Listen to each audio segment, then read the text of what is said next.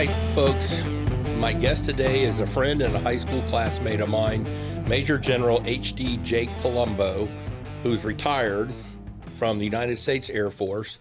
He's a founding partner and senior consultant for Two Blue Aces, a leadership company that specializes in strategic reviews, business plan development, leadership training, and mentoring. His primary focus is in the defense and aerospace sectors with an emphasis on leadership training and business networking.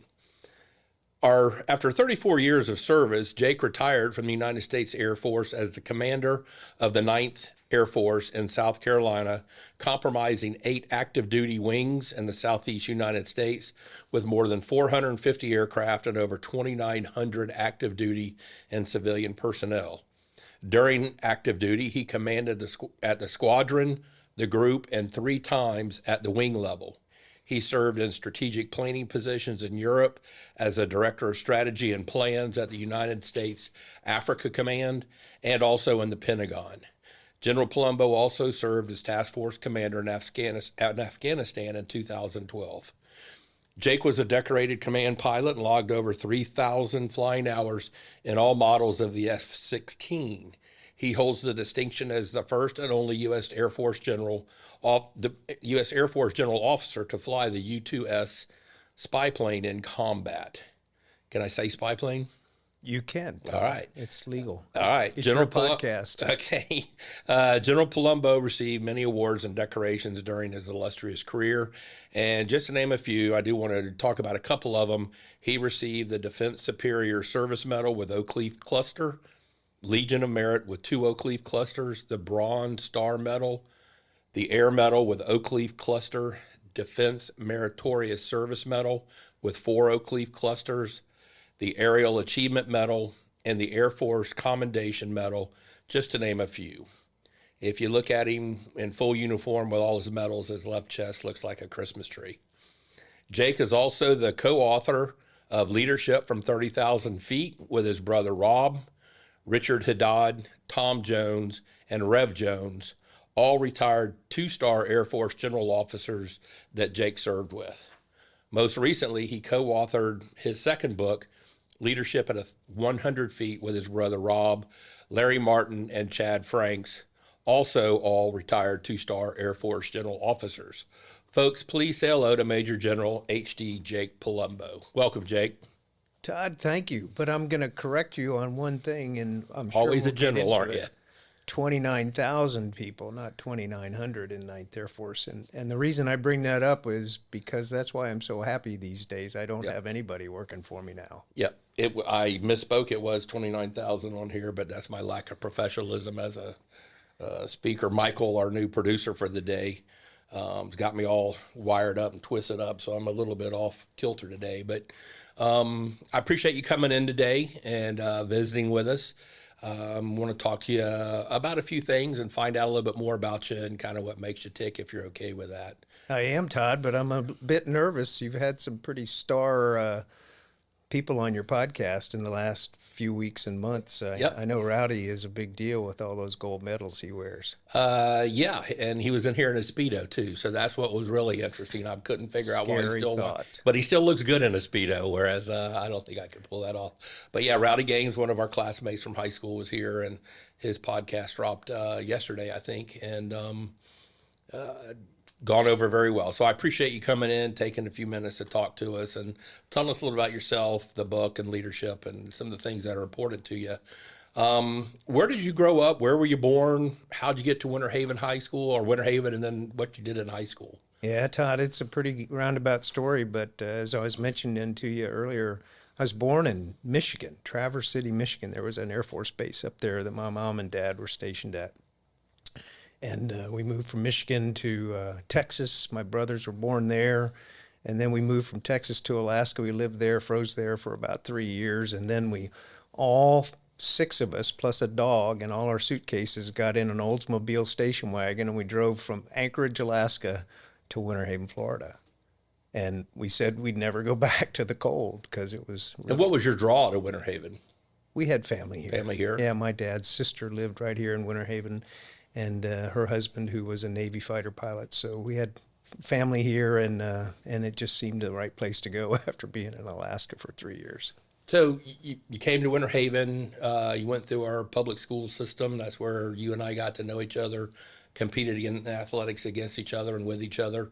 Public and private. I did 4 years at St. Joseph's Catholic Did you really? School. Yeah, that's What, why you middle could. school?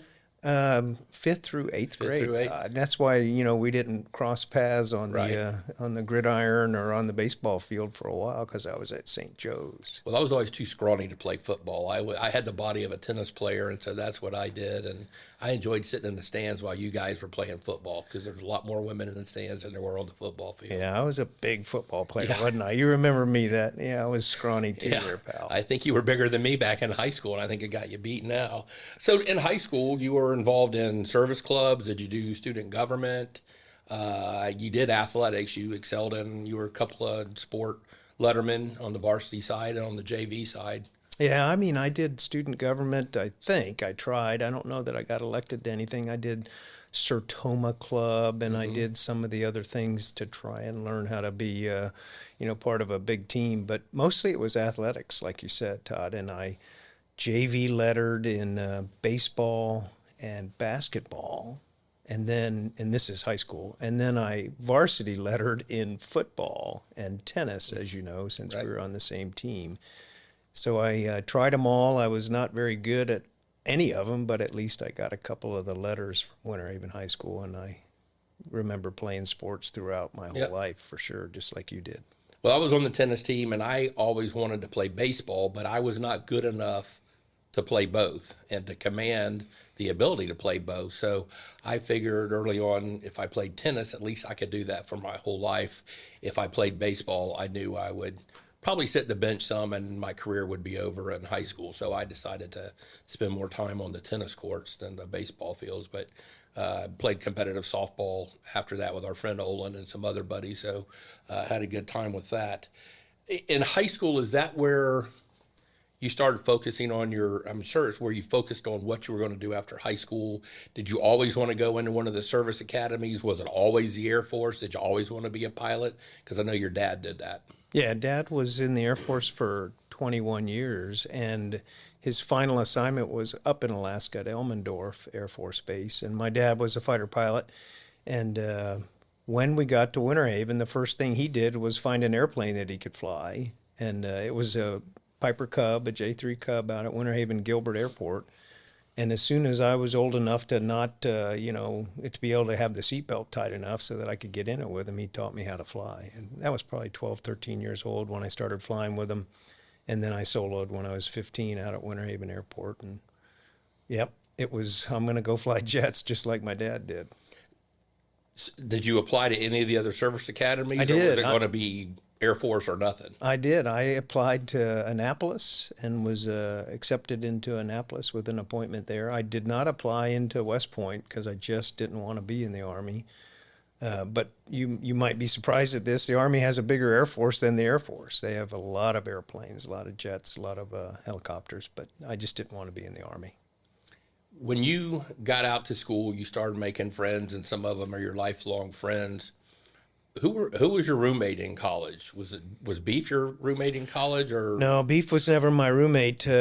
He's a good friend and one of our most decorated general officers in the Air Force in the last 10 or 20 years.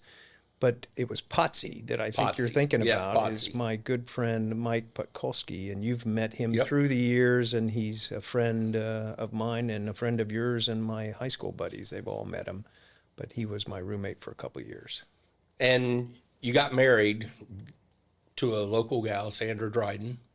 Did you wait till she got out of college before you got married, or did you wait till you graduated and then she was finishing up? I can't remember the. No, you can't timeline get on married at the service academies, and I'm pretty sure most people didn't. Every once in a while, probably somebody snuck through, but we got married about 2 or 3 weeks after I graduated from the Air Force Academy, and she was halfway through her college degree and ended up getting it at a little university called UNLV in one of our first assignments after we got married. Okay. And did you always have the desire to fly fast jets, or did you just want to fly you were going to take whatever, or I got to figure out how to get in one of these No, it was fast speed jets. limits? In fact, it was fast jets that had an afterburner and one seat because I didn't want anybody complaining about my damn landings. And I've done that flying with you. I know you have, and you complained about my landing. So that's And you're why, driving. well, I don't have a leg to stand on in my driving, but my jet flying, I don't know why you were complaining. But that's what I wanted to do. I wanted to be able to light an afterburner, and I wanted to be able to go Mach 1 or faster. What's the fastest you've ever been? I took a F-16 to 2.01 Mach. So I got over Mach 2 out over the Atlantic Ocean and almost got in trouble running out of my airspace, which was only 250 miles long, but you're going pretty fast at Mach 2.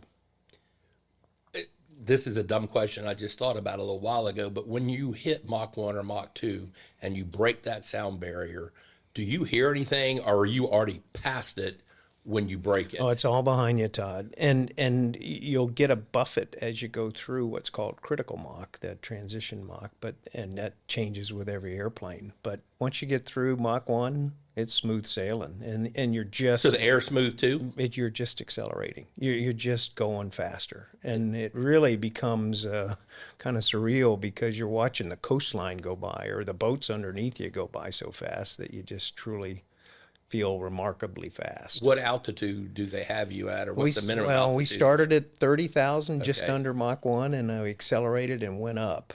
And we went to 42,000 feet at Mach 2, which, the top of the airspace is at 50,000 feet. Right. That's got to be just one of the most incredible rushes, just putting Yeah. the pedal all the way down and say, let's see what this It baby is, will and do. it's gas consuming too. You watch your fuel gauge go like, something's wrong with it because it's going down so fast. You get alarmed because you're using so much fuel. You're the only general officer that ever flew the U-2 In combat. in combat, right? Right. And, we were talking the other day about one of the generals was kind of on edge. How difficult is that plane to fly? And I understand you had some diversity in there with some mechanicals. And how'd you get down to the ground? You told that story when you were talking to the CFTC. Yeah, my boss, at the time I was a 1-star general. My boss was a 3-star general, lieutenant general, and his headquarters were in Doha, Qatar. And my base was in just outside of Dubai and the Emirates. And we had a large base there that flew combat into Iraq and Afghanistan day and night. Well, when he asked me what airplane was I going to fly while I was deployed to this base, I said, well, I'm going to keep flying the U-2. I'm already qualified in it. And he said, I don't think so. And I said, oh, I think so, boss. I said, I'm not going through any more training. I'll just fly this for another year and then go back to the Pentagon. And he said later on, after I was all done flying it, he said he never slept. He said, whenever you were in Afghanistan in that damn airplane, he said, I never slept. Until somebody came in and told me you were on the ground, I was wide awake. And the reason was the airplane's so valuable and so sensitive that Right. if it goes down in Pakistan or it goes down somewhere it's not supposed to be, not only they have the airplane, but then they've got me. Yeah, you. And they don't really want, general officers, in the middle of a airfield that they're not supposed to be at. How many U-2 missions did you fly? I flew 21. One of them was rather short. Really, I never made it into Iraq because I had a pretty serious airplane problem. Had to turn back and get rid of about 2,500 gallons of gas so I could get down and get on the ground quickly. And it was only about a 2.5-hour mission, really, when it all said and done. The rest of them were always 8 to 10 hours. But to get down, you had told that you were talking to people at MacDill. You were talking to people all around the world as your teammates saying, do this, and you had to have that whole teammate experience. Yeah. Well, that's just to get you safely to the ground. That's the amazing part of a U-2, and you call it a spy plane, but I call it a reconnaissance plane. But the Dragon Lady only has one seat in it, and it has incredible capability for sensors and sensing and looking and listening to the bad guys, if you will.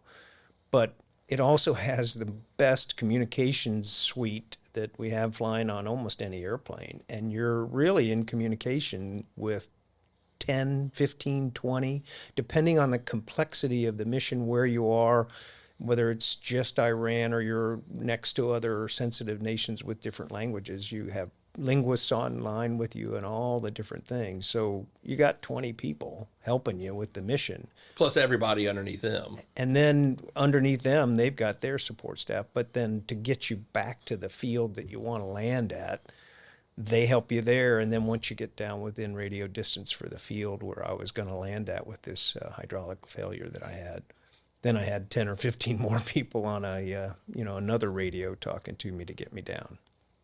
Is that the hardest plane you've ever flown? I mean, you've flown many, many planes in your career, not just in your life, but in your career. Yeah, Todd, it's one of the more difficult airplanes to fly, not just because you're in a spacesuit, a full pressure suit, not just because you're alone and, at very high altitude, but because it has real strange characteristics at certain high altitude. High altitude, it really has some, difficulty.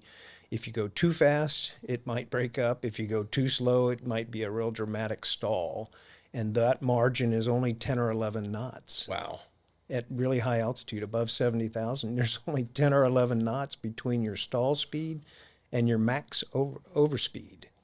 And so you have to really be cognizant of that. But the real difficulty is landing, and especially landing in bad winds and bad conditions, rain, snow, those kind of things. That's where you really need some help. It's not an easy airplane to fly. But you're coming in full power. You're not coming in as a glider to land, right? You glide for 180 miles to get down because, it takes you so long to get down. But once you get on final, like you are going into Orlando or Tampa, your power is up and you're trying to get yourself on the ground, and the winds usually are the most difficult to deal with.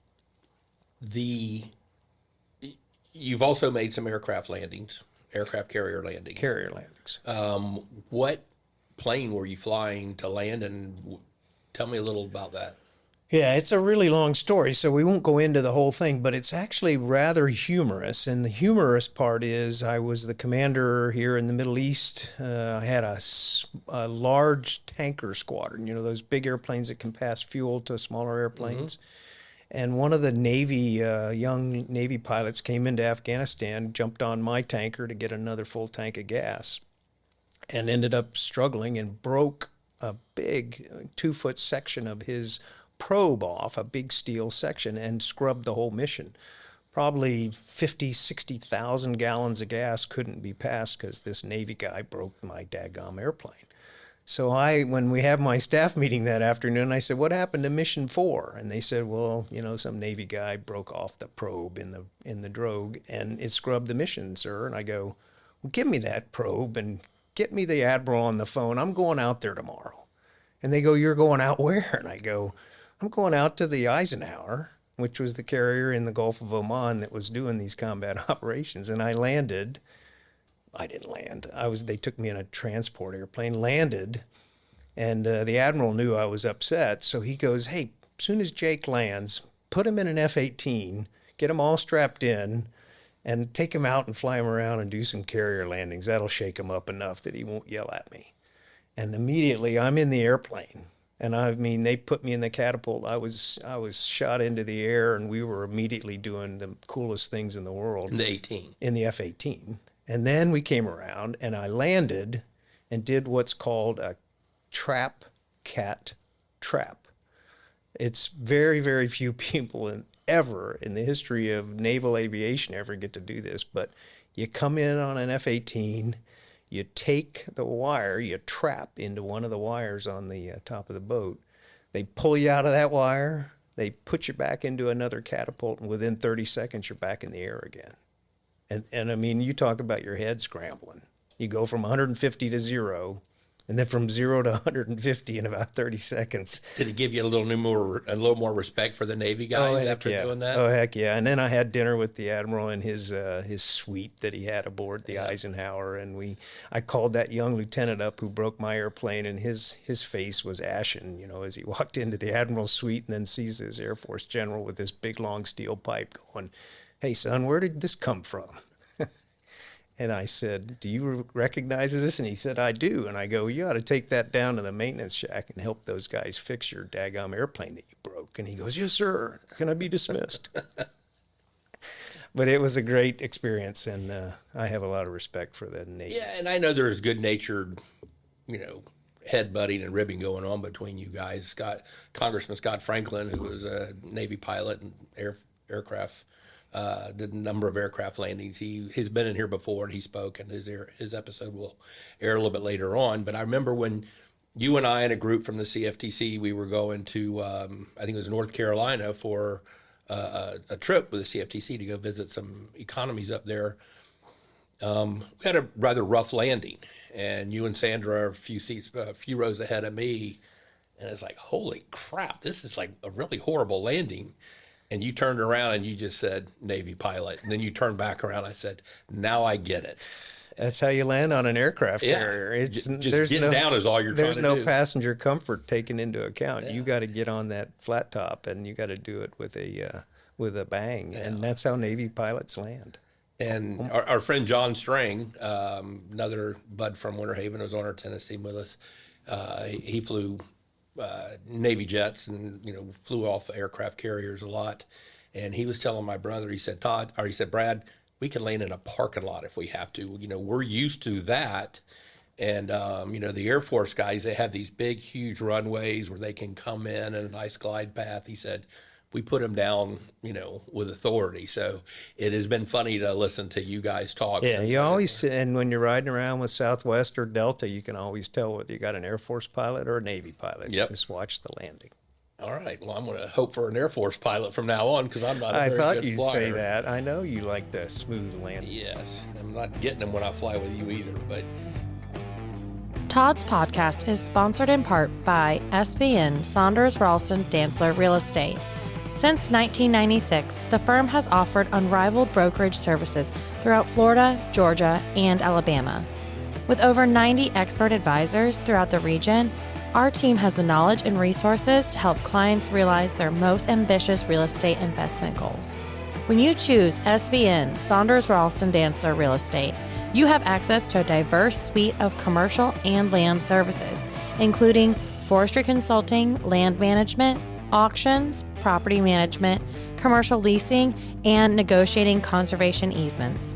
If you're seeking to invest in land or explore commercial real estate opportunities in the Southeast, contact us today at svnsaunders.com or call 877-518-5263 to connect with an advisor today. Once again, that's SVNSAUNDERS.com or by phone at 877-518-5263. You've told me stories of how you dealt with coalition forces during the war and some of our allied nations. How big of an obstacle is the culture the biggest thing that you have to overcome when you're dealing with them? Is it language barriers? Is it all about money? What are the struggles that you had in dealing with these different groups all around the globe when you were in your active duty career? Yeah, it's truly a good question, and there's a lot wrapped up in it, Todd. I'll tell you this. When I was in Afghanistan, I flew my own airplanes with my American Air Force crews. I flew with the Army and have utmost respect for Army pilots. They're really terrific. But I also flew with the Afghan Air Force, and I also flew with the Emirati Air Force in F-16s out of Kandahar.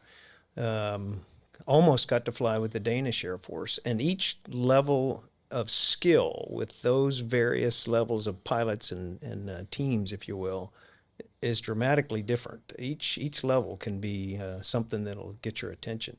The Afghan Air Force took a long time to really adjust their Russian ways, their Soviet training, if you will. And we, as the American to get rid of it, to get rid of it and adapt a more Western what y'all are doing, type okay, of piloting and skill, right, and rule following and finesse and really situational awareness. So flying with the Afghans was always a little nerve-wracking. Flying with the Danes or with any of the other NATO nations, in flying, that a lot of them flew F-16s, they were terrific. That because you trained with them and you knew we trained together. You could complete each other's sentences. I commanded a base in Texas where we had all sorts of nations come in and do the exact same training that our American lieutenants did. The Emiratis, flying absolutely the finest F-16s that were in the world. They were better than our F-16s. They were flying them out of Kandahar. I flew with them, and they were very professional. They were a bit conservative, but conservative is good, I think, in combat when you don't have to always shoot the gun or drop a bomb. You can be conservative. And the Emiratis were very conservative, and I have great respect for their flying skill. But you just said something that's a little disturbing is why would they have better equipment than you guys did? It's all about what airplane your Air Force is going to buy next. And the newest model of the F-16 is now the Block 70, but the Emiratis were flying Block 60s. And our newest F-16s that I flew a year later out of Afghanistan, they were Block 50s, and they were 20 years old. And we weren't buying any new ones. We were buying F-22s and F-35s. So there were no F-16s that were less than 20 years old. So, and I'm a little off script here, but the F-35s are what the United States is kind of pinging our hopes on as the next biggest, best thing. And then you read where they don't have enough parts to run them. Half of them are on the ground. I don't know what if that is true and what is not, but it always seems like the F-16s always seem to work. They're affordable. And that, I know your face lights up when you talk about them because that's what you flew for 34 years. Yeah. But is that really the backbone of our force that is always going to be there? Well, it's there now, and it has been for the last 20 years. The highest number of fighters in the U.S. Air Force were F-16s, and therefore there are a lot of parts. There are a lot of guys and gals who knew how to work on them. There are fairly stable training pipelines for decades. Now, however, the F-16 has been, and so it's a little bit less easy to fix them. You've got a lot of them broken, waiting parts. But the F-35 is new, standing up. They're building them faster than they can support them with the spare parts and everything. So we're really, in some ways, having difficulty in both airplanes, F-35 and F-16, and it's really a transition the Air Force is in. What's the best command you had? You've commanded all over the globe again with Africa. I knew you were going to ask that, and I thought about it while I drove over. But here I'll give it to you straight up. It's two. I had two commands that were the best commands. One was my base in California. I commanded the U-2 base in California, and it was a great command. I was the senior guy on the base. It was a huge base. We had a global mission, so we had a lot going on day and night. And my boss was in Texas, and he rarely called me. And so I didn't have to worry about my boss. I was the boss, and I ran a pretty big See how lucky operation. you are, Michael? It's always good to have your boss a long way off. Yes. And now some people don't like that, but I did. So I had a wonderful base, and I had a great supportive community, and I had just a wonderful team. And I was there for a couple of years and enjoyed the heck out of it. My most satisfying and demanding command was a year in Afghanistan as a task force commander. And I only had 5,000 or so people working for me, 3 wings, if you will, at 3 different bases, and a lot of international. But we never stopped. It was 24/7 ops the whole year I was there, and it was truly a demanding scenario, and it took a lot out of me, but it was one of the more demanding and yet satisfying commands. What makes a good fighter pilot, and what's the difference between being good and great as a fighter pilot? Well, they say there's a lot of old fighter pilots, and then there's a lot of bold fighter pilots, but there's not a lot of old, bold fighter pilots, because you really are oftentimes on the margin of taking too much risk, adding in the element of danger when you shouldn't. So what makes a good fighter pilot is somebody with good eye-hand coordination, somebody with the ability to process a lot of information quickly, somebody with the ability to Correctly. And correctly, yeah. Process correctly. Yeah, it's a good clarifier. But to go fast and figure it out quick. And so some people rather have help in that regard, a co-pilot, if you will.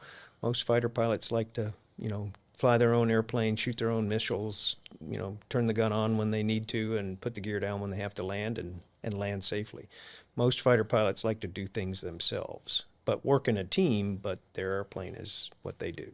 And from being involved with the two Blue Aces on the fringes like I am, I do see the difference in personalities with you and your brother Rob versus Beef and Larry, who flew the heavies, and now Sparky, who's joined us and is a helicopter, Huey helicopter. Noobs has joined us. I don't know Noobs very well. He's a fighter pilot. Right, And right.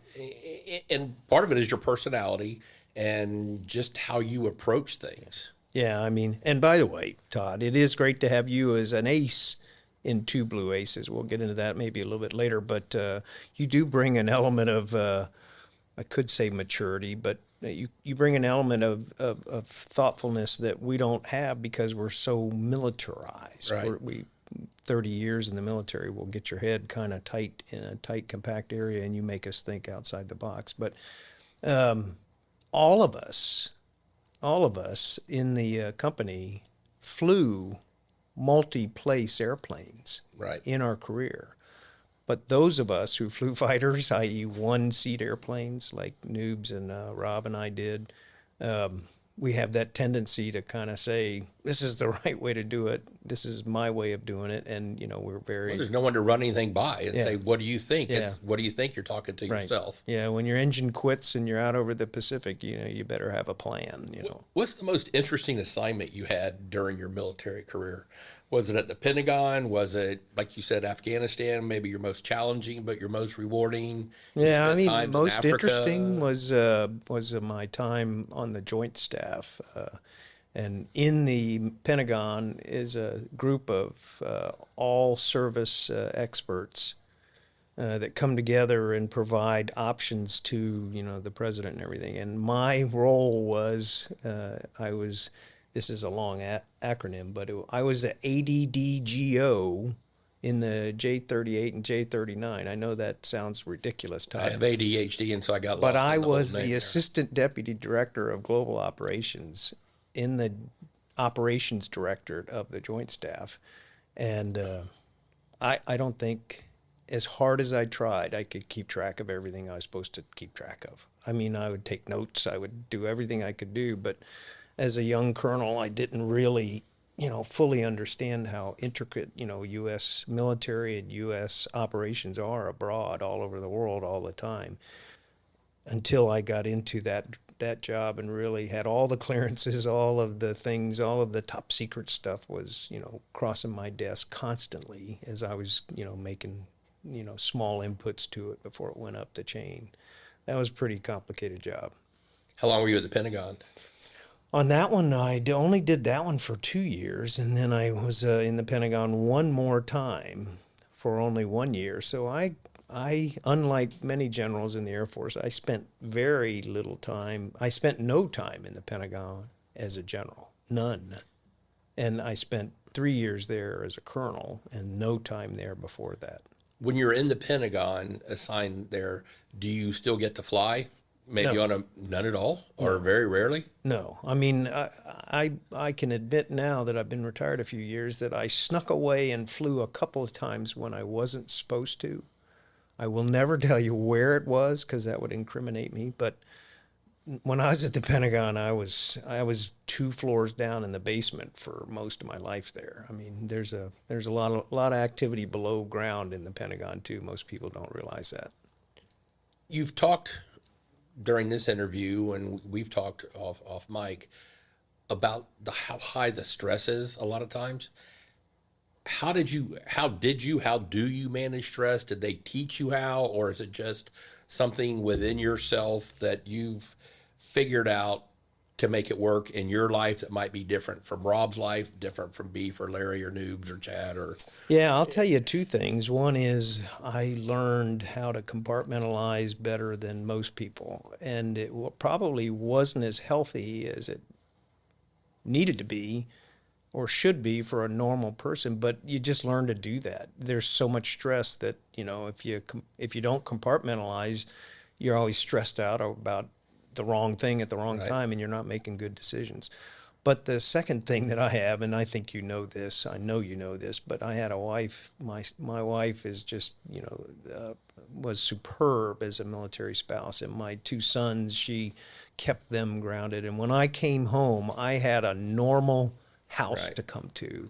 and very little stress put on me by my wife, even though there's a lot of activity, a lot of things going on. But she was careful not to add to my stress level most of the time. Every once in a while, she would tell me I was messing something up and I better go get out there and get that fixed or whatever. But for the most part, she didn't add stress to me. Right. And that's pretty helpful because you are at home every once in a while when you have a stressful job.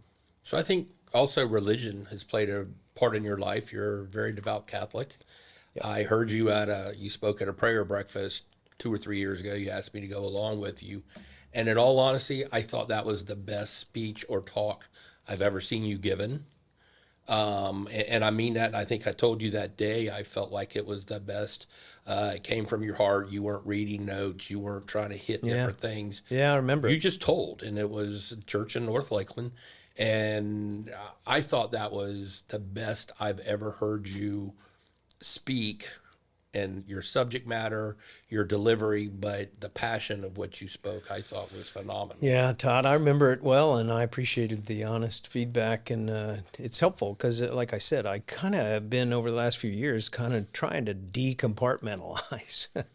And there's two things that I tried not to do when I was a commander. One was absolutely stay the heck out of politics. Do not have an opinion that you share with anybody other than your closest inner circle, because otherwise you can see what starts to happen in some of the things that have boiled over in the last couple of years. And I'm not talking politics with you today, right, by the way, because I still don't want, your viewers to think that, my head is in one political party or not. I'm not that way. But the second thing was religion. And maybe the reason I was so compartmentalized on religion was because we were supposed to not advocate any type of religion. As a commander, you wouldn't stand up on the stage and profess your faith. It was really frowned upon. If not, you would be deselected if you took it too far. So I didn't know how to do it that well. I mean, privately, I knew how to do it. My faith, I knew what my faith told me and what I believed in. But publicly, I didn't talk about it. Yeah. So when I'm at Victory Church with you a couple of years ago, I go, geez, this is kind of refreshing because I can do this. Right. And I'm not worried about it anymore because I still don't do much politics with a microphone in front of me. But religion, my faith, Jesus Christ, I'll give you that every day that you ask for it. But after listening to that, that's when I realized how important your faith is to you and into your family and into your life. And that was part of how you dealt with stress, is your relationship with God and Jesus. Yeah, well, it is, and it was, and it will always be. And I need to get better at it even today. I will tell you, I've been a couple of times around the world, most of the time, and when it was dark. Flying during the day, I usually didn't start praying. But sometimes flying at night in Afghanistan, I'd stop and take 5 minutes and just turn it over to the good Lord because I was scared. Right. And over the Pacific in the middle of the winter, with the ice on the canopy and, the fuel gauge kind of a little lower than I wanted, you say a prayer and you go, hey, God, help me with this. I may not have it all in hand. Because it's a big world out there, and especially when it gets dark out there. What's the state of our military today? Probably principally the Air Force, but I know you still talk to your counterparts. Yeah, I know I know the Navy pretty well. I know the Army pretty well. I know the Air Force very well. I'll tell you this: we have no buddy better. There is nobody better. Okay. I used to say 3, 4, 5 years ago, we don't even have a peer competitor. But I won't say that anymore. I used to say we have a near peer competitor, and I'll just say it in China. Now they actually can, at certain points of the earth, in certain locations, they can compete with us. And so, as you look at the state of our military, for you, me, and Michael, we want the best military in the world, one that can win like 99-1. I don't want to win 51-49. It's too painful to lose that many people. 99-1, we better watch where we pick the fight, or somebody else picking a fight with us and we accept it because we may have to, win 60-40 and that's going to be painful. We've got some competitors out there now. But so much of it is tied to funding, I think. Yeah. And from hanging out with you and the other aces, I get a sense that Congress can't ever fund the military enough, specifically the Air Force. We always need more planes. You talk to a Navy guy or gal, hey, we need more ships. So I think every branch needs more for their perceived sector of the military. Is money the only answer? I know we got so much in technology we're trying to develop, and I'd be foolish to sit here and tell you and Michael and your viewers and listeners that money is the main thrust here. It's not. If we can't figure it out with something on the order of $800 billion a year, that's ridiculous. The certainty of money, the reliability of funding, the regularity of a budget, that's probably the bigger threat to the DOD and to the readiness of the U.S. military. And I don't think sometimes our senators and congressmen really, truly understand that. I think the president does because whatever party the president is from, he does, or because he's always saying, do I have that option right now? And the answer is, well, I don't know. If you don't have an aircraft carrier that can, get there within a day, you don't. And if there are 3 of them in port right now getting fixed, you don't. That's where, Congress doesn't call military shots. They don't direct military options. And therefore, they think that there's a way to kind of not necessarily be reliable in their appropriations. And I've talked to Scott Franklin. I've talked to the congressmen and senators that will listen to me, and I go, you guys got to straighten this out. You've got to be more reliable and predictable in your funding. Sure, $800 billion a year is a lot of money. We ought to be able to have a good Air Force with that kind of money. But have some certainty, know that you're going to get it every year. You got to predictably do it, and October can't be a throwaway month because you didn't pass a budget, which is what's going to happen again. Being around you, you've shown a real affection for Avon Park. You've taken me down there to see a couple things. I was able to visit a time or two as a county commissioner.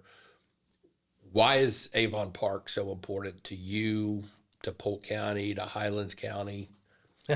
It's a funny one, Todd. It's not that important to me or to the military, but since it was under my command in my final duty position a few years back, I had a question that I would always ask my boss in the Pentagon. Hey, do you want to keep this range open? And they said, well, what do you think, Jake? And I go, well, yeah, it's got some real attributes. But if you don't want to keep it open, just tell me, and then I won't be an advocate for it, and we'll close it. We'll take some grief from the state of Florida, but we'll close it. And they always went, well, let's keep it open for another 5 years.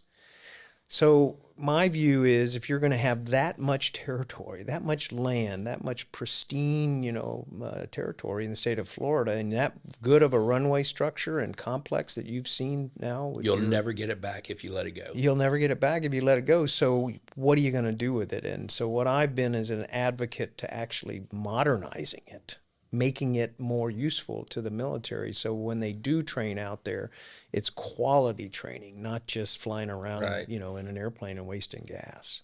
So that's why I've been an advocate. My boss told me to keep it open, and I said, well, then, heck, we got to modernize it. Get me some money.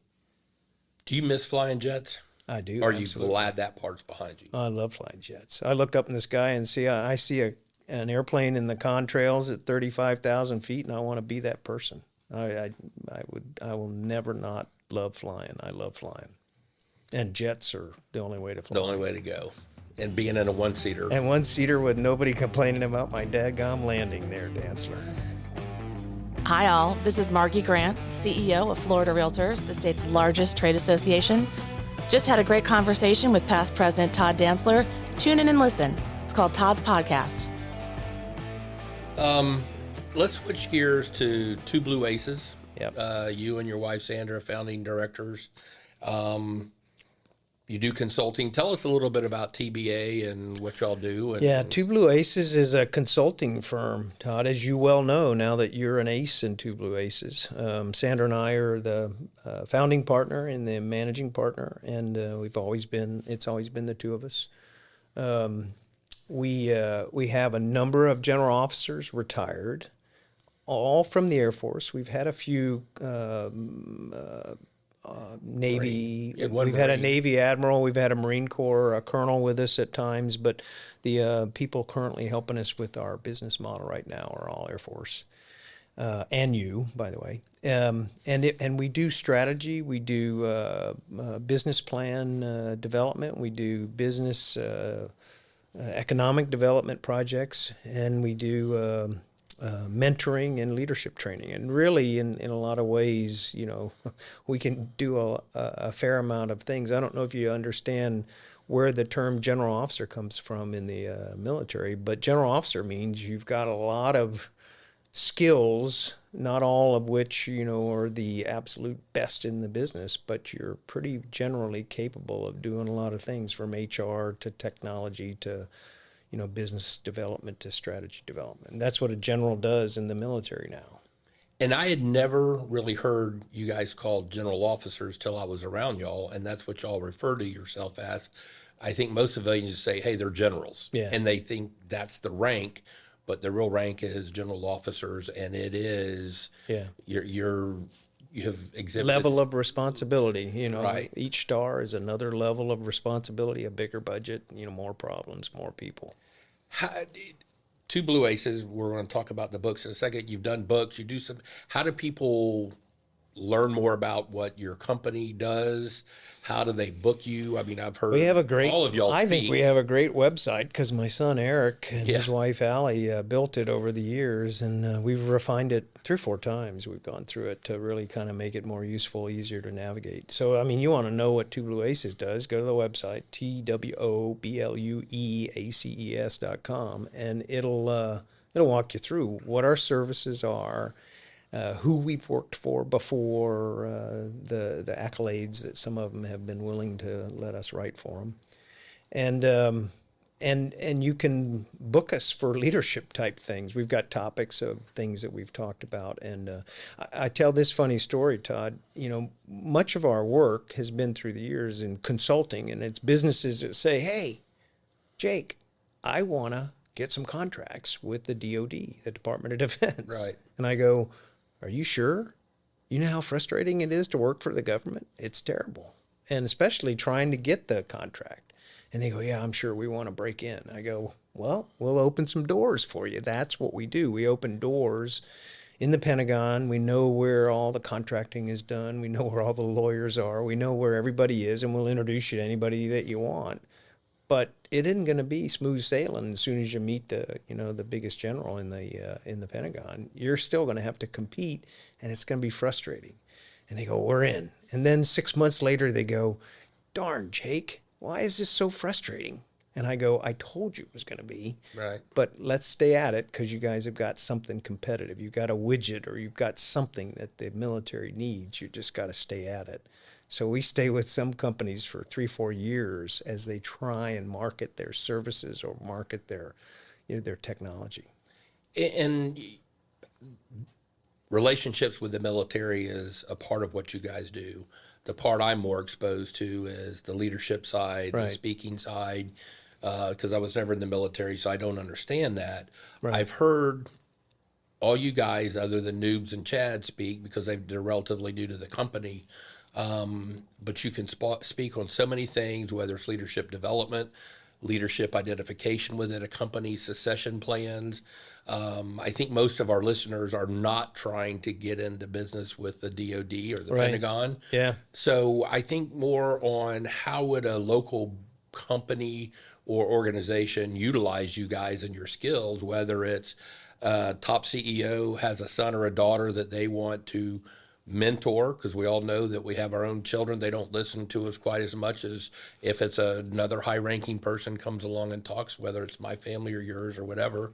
Some of those talents and skills that y'all bring. Yeah, we figured it out. And again, thanks to a lot of guidance and mentoring from you, we figured out a better way to kind of market ourselves, to package ourselves, because it's in some ways it's like Clint Eastwood. It's the good, the bad, and the ugly. I mean, what do you want? What do you need help with, Company X? Do you need help with figuring out how to fire somebody? Do you have a department that's got something going wrong, corruption, something going wrong, or are you really just trying to take your finest people that you have and polish them up even to the next level of skill for leadership of even bigger, tougher, harder teams, harder challenges? And we're experienced in it, and it's because we spent so much time in charge of teams, in charge of organizations with a mission that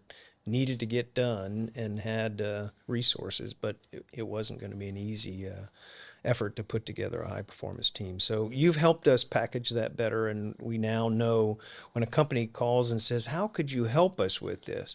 We're pretty, confident. Our next 2 or 3 lines are pretty straightforward. Right. Here's how we can help you with mentoring your young managers. Here's how we can, as you've helped us with, and we've helped the Florida Realtors with. Yep. They've got varying levels of.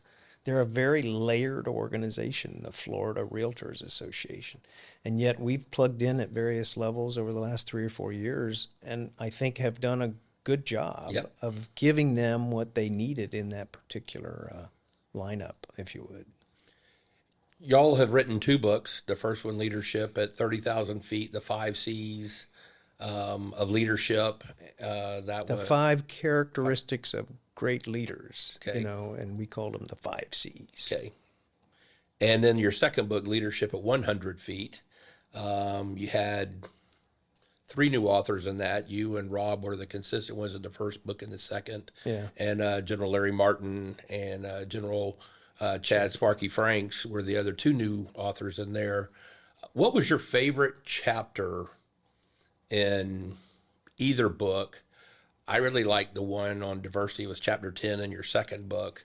And it opened my eyes of, you got to think a little different as you go through things. Yeah. And I had gotten very myopic in my feeling that, hey, this is the way it should be. And that chapter 10 really made me broaden my scope a little bit and how I look at things. Yeah, I mean, Todd, it was great because you were there in the development of the original outline of the second book, and then all the way through the development, and then you as the introducer to the subject matter. It was great, and I've gotten great accolades for your ability to translate what we were trying to offer to businesses and leadership. But I liked leadership style in my second book. I really think that each person who wants to be a leader has got to be themselves. They can't try and do it like Todd Dantzler does it or like Michael does it. They've got to lead the way they're most comfortable with. So that was a good one for me. I like Schedule Your Priorities because I was always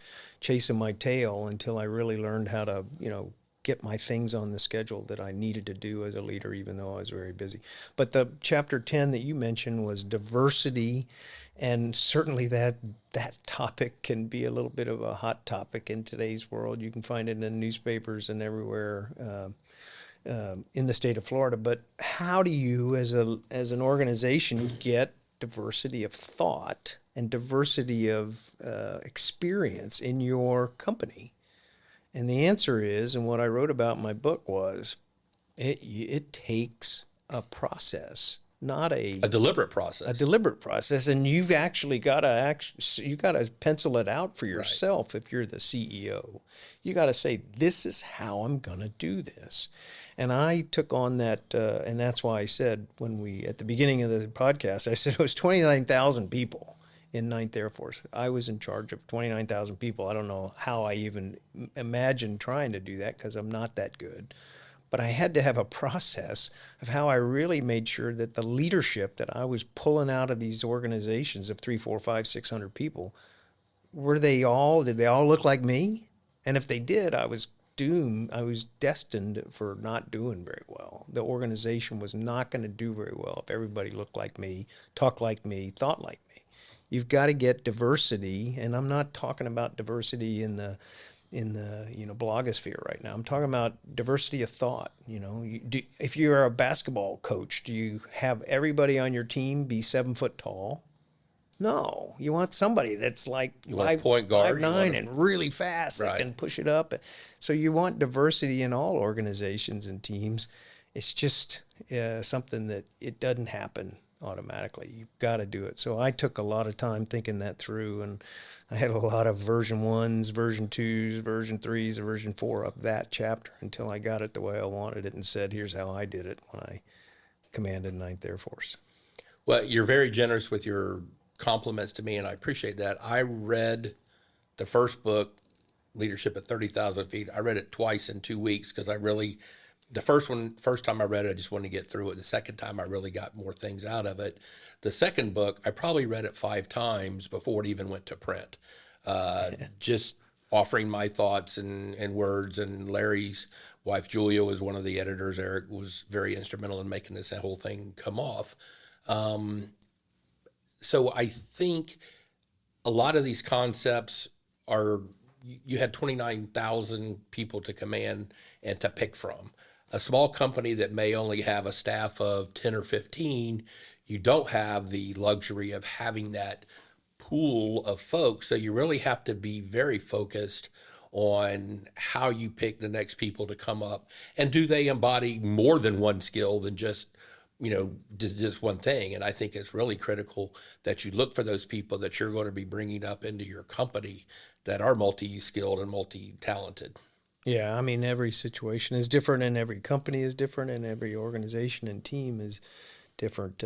And that's why I say I don't think you can pigeonhole this diversity topic any way at all other than what does your organization need to really, kind of differentiate itself from your peer or from your competitors. And if you don't do that, you'll kind of look like them, and you'll kind of not come up with anything dramatically new next year. You'll kind of keep trying to do what you're doing okay, and you're not going to be a high-performance team when you do that. I like how you equated it to the basketball team. You don't want all point guards. You don't want all 7-footers. You got to have 5 different folks with 5 different skill sets to make and your bench work. has got to have some real depth to it as well, and you need to think about how your number 6, 7, and 8 player are really going to come in at certain times of a game. Do you have a third book in you? Knew you were going to ask that. I've always had a third book in my brain, Todd, since I retired. And I would think that naturally it would be called Leadership at 70,000 Feet, because there's only a few people that have flown above 70,000 like I have in the U-2.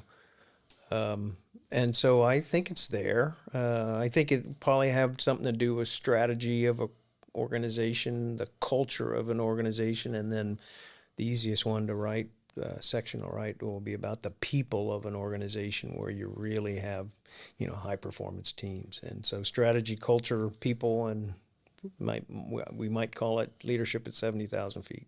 Good. Well, it seemed that the titles seem to be working, and you had mentioned your sons. You've got 2 boys. You and Sandra have raised them all over the world, all over the country.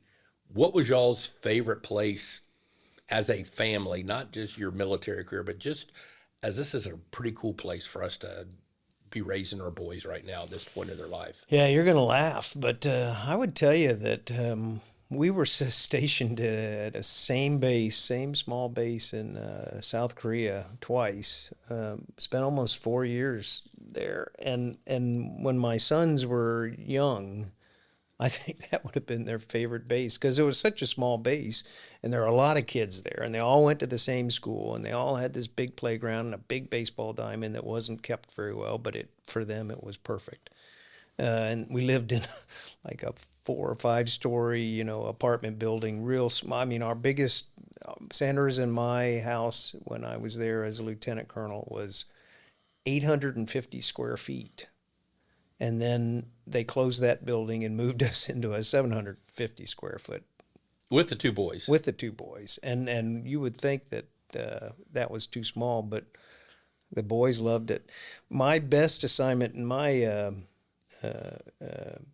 opinion, and Sandra's probably too, was we were assigned twice to Germany. We lived in Germany, and loved being in Europe. We lived in England for 2 years. England was great. They drove on the wrong side of the road, and it drove me nuts. And, I almost had 5 or 6 wrecks in the 2 years I was there. So Germany was better, though, because I could drive 150 miles an hour. And On the Autobahn. And the Autobahn. And, my relaxation period of the week was always getting up early on a Saturday morning and going out for a drive. You mentioned how y'all have moved all over. And I remember we had 15 or 16 classmates that went up to your retirement ceremony at Shaw. And I may get the numbers wrong, but I think they said that y'all moved 34 times in 31 years. I think you've corrected me on that. That's the number I remember. Yeah, Sandra will say that we moved more than 30 times. But she had to move a couple of times while I was gone. She moved from, Virginia to Lakeland one time when I was in Afghanistan. And so she counted those moves. I was too stupid to realize that. Well, her number's better than yours anyway. Yeah, she's smarter and better looking than I am. But I always say we moved like 22 times. And then she always corrects me and said, it's more than that. But whatever number it is, that is a phenomenal number to move your family. Yeah. And I mean, if you're a single guy or single gal, it's not as big a deal, but you're moving families, you're moving lifetimes worth of what you accumulate over time. I think that that to me is such an understated fact that I got out of your retirement ceremony, along with all the other things. Chad, my oldest son, who's now a lieutenant colonel in the Air Force, assigned in Africa, Gabon, Libreville, he went to 3 high schools in 4 years. That was his drill. He went to a year in Korea. He went to 2 years in Fairfax County, Virginia. Loved it. Really great schools. And then he did his final year, senior year. We moved him to Germany, just to a base just outside of Trier, Mosul. Is that hard for most kids, or do most kids just say, "Hey, this most is our kids life. Rebel. We deal with it," and the ones you hear about are the outliers? Or most kids rebel when you do that to them. I mean, Chad was pretty resilient, and we offered to figure out a way where he could stay and do his 3rd year in Virginia, and then I would just go on my own. But he kind of thought, nah, I want to go to Germany. And he was smart to do it because it turned out to be a pretty cool experience. He traveled all around Europe as a senior in high school. What was the hardest place for y'all ever to be stationed as a family? Well, I mean, we had such good ones. We had really good assignments. The hardest family assignment was when I was deployed for a year, and a couple of times I was gone for a year. When Eric graduated from college. My youngest son graduated from college. I was deployed in the Middle East for a year, and I missed his college graduation. So, I mean, the hardest assignments were the ones where I wasn't where y'all weren't there as a unit. Yeah. How has it been for you and Sandra to adjust back into the civilian life? I'm going to give her most of the credit for whatever adjustment y'all have made, but you've talked about how difficult it is not being a fighter, not being a jet pilot, how much you miss that. Has that been hard for y'all to just finally kind of put it away, your memory, your lives was through the military? Or for me, more than her. Sandra was very, very content, very content at, stepping away from the military. Both of us loved the Air Force and will always, but, it was a grind on her. I mean, she gave up and sacrificed tons of things in her professional career that she was happy to be. And quite honestly, you're going to say, why did we move back to Winter Haven? We moved back to Winter Haven because my mom and dad passed away when I was in the Air Force. Right. I wasn't really there for them in their final couple of years.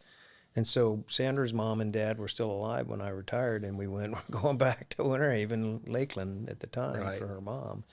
And we're going to be there, for their final years. So that's why we came back. It was mom and dad, just not mine. Do you miss the military? I miss the camaraderie. I miss the, people, really, really linking arms and doing tough things together, and really being each other's,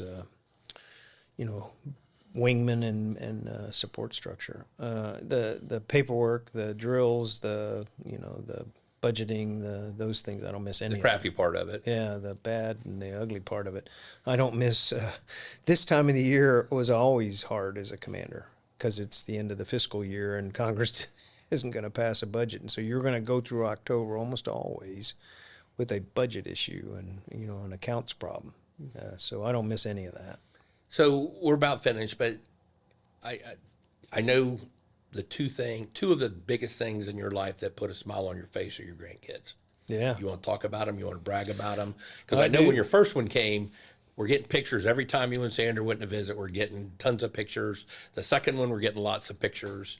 Yeah. Well, you're a brag about grandpa them. too. I'm a So, grandpa I mean, now, too. grandpas and grandmas It's a good- love. it's a good job. Yeah, it's a good job. But, unfortunately, my two grandsons, Nolan 4.5 and Garrett 2.5, they live in Gabon in the central part of Africa. So we don't get to see them very often, not like you get to see yours.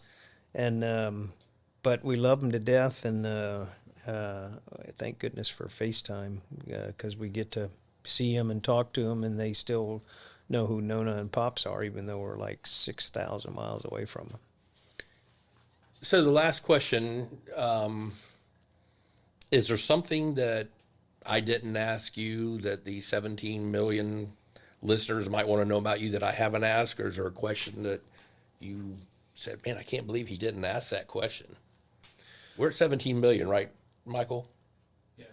17 Okay. million. Now I told Give or take a little. Yeah, I'm nervous. I could now. be off. We need to start over because now I'm nervous if that many people are listening to us. I listened into your to both the podcasts you did with Sheriff Judd and how fun it is to listen to Grady, and then I just listened to Rowdy's as well. I just would tell you, support your military. It is one of the tougher jobs out there right now. Thank goodness we're not in real active combat, but there's skirmishes going on all over the world that you and I nowadays don't know about for our militaries in harm's way. And it is a stressful time for our military with things. So support, the veterans that are in your community, support them. And anytime you see a military spouse and the person in uniform, go up to the military spouse first and say thanks for what you guys do or gals do. Because Their job's harder. yeah, their job's harder because, they are second, third, fourth order of priority in some of these things that happen. But it's fun to be back in the real world and hanging with my high school buddies, Todd. Well, we're glad you're here. We appreciate all you've done for us during you and Sanders' 34 years of service and your kids' sacrifices that they made. I encourage folks, if you want to learn more about General Polumbo or Two Blue Aces, you go to the website, twoblueaces.com, explore around. They do blogs. There's different ways that you can engage them and hire them. I'm not here just to help pimp them out or anything, but they really do offer leadership at a different level than if you've never been around it. And you've seen things that we've not seen, and you bring that level of understanding to everyday life. So I do want to thank you. Appreciate you being my friend. Appreciate Sandra being my friend and her cooking dinner for me whenever I get invited. And, we're lucky to have you back and appreciate all your family's done. Thanks, Todd. It's fun to be here, and I'll always come over and chat with you. Hey, everybody, I want to thank you for listening to Todd's podcast. This has been your host, Todd Dantzler. Next time, we're going to be talking to Congressman Scott Franklin. He flew jets off of aircraft carriers. He was a local city council member for the city of Lakeland, and now he's an active member of the United States Congress. So we'll talk to him about family life, political life, and Navy life, and I think you'll enjoy it. So tune in next time for our interview with Congressman Scott Franklin. As always, don't forget to rate, review, follow, and subscribe to Todd's podcast on your favorite podcast app. If you have any questions for me or any suggestions for future guests, please call or text our number at 863-288-0944 or visit todddantzler.com. Again, that's 863-288-0944 or visit my website,